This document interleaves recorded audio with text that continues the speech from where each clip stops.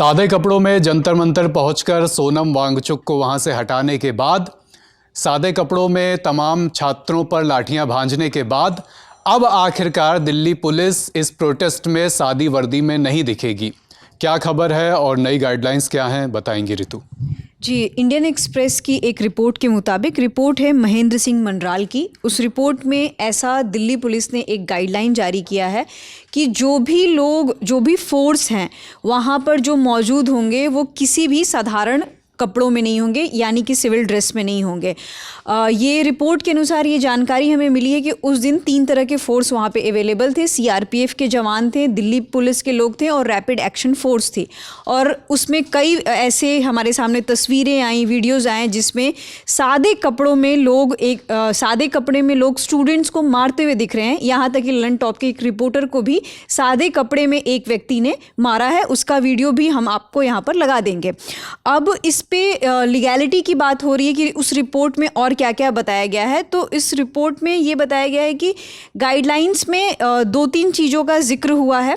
पहला जिक्र ये हुआ है कि दिल्ली पुलिस ने इस चीज़ को क्लैरिफाई किया है कि उस दिन माइल्ड फोर्स का इस्तेमाल हुआ था और उसमें उन्होंने भारतीय नागरिक सुरक्षा संहिता का भी डिस्कशन हुआ है। तो भारतीय नागरिक संहिता जो है उसमें हम ये देख सकते हैं कि देयर इज़ अ चैप्टर, उस चैप्टर 11 में एक टॉपिक है maintenance of public order and tranquillity. इसका मतलब ये होता है कि सार्वजनिक व्यवस्था और शांति को कैसे बनाए रखना है।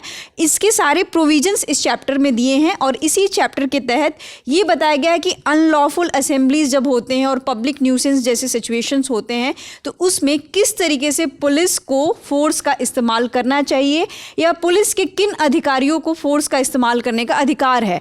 और इसके अकॉर्डिंग कोई इस बात पे क्लैरिटी एग्जैक्ट तो नहीं मिली है कि किस सिचुएशन में होना चाहिए, लेकिन अगर बात सादे कपड़ों की आती है तो अगर कोई सीक्रेट ऑपरेशन पुलिस की ओर से किया जा रहा है या किसी टाइप का खुफिया ऑपरेशन चलाया जा रहा है, उन सारे सिचुएशंस में पुलिस सादे कपड़ों का इस्तेमाल कर सकती है। लेकिन ये जो प्रोटेस्ट का मसला था, ये पब्लिक लॉ एंड ऑर्डर का मसला था, तो इस समय कोई भी पुलिस सादे कपड़ों में नहीं हो सकती है। इसके लीगल वैलिडिटी पे क्वेश्चन उठ सकता है। अब इसमें एक दूसरी बात ये भी थोड़ी बता दीजिए ऋतु की दिल्ली पुलिस ने तो पहले इस बात को नकारा था कि हमने कोई फोर्स का इस्तेमाल नहीं किया था प्रोटेस्ट वाले दिन। अब उनका इस चीज़ को लेके क्या स्टैंड है? क्या कुछ उनका बयान बदले हैं या क्या?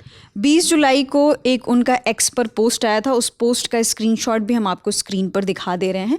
उस पोस्ट में ये चीज़ का जिक्र हुआ था कि सोशल मीडिया पर ऐसे रूमर्स फैल रहे हैं और फॉल्स एलिगेशंस लगाए जा रहे हैं पुलिस के ऊपर कि वो फोर्स का इस्तेमाल कर रहे हैं और वायलेंस कर रहे हैं, लेकिन ऐसा कुछ भी नहीं था। ये दिल्ली पुलिस का 20 जुलाई को वर्जन था।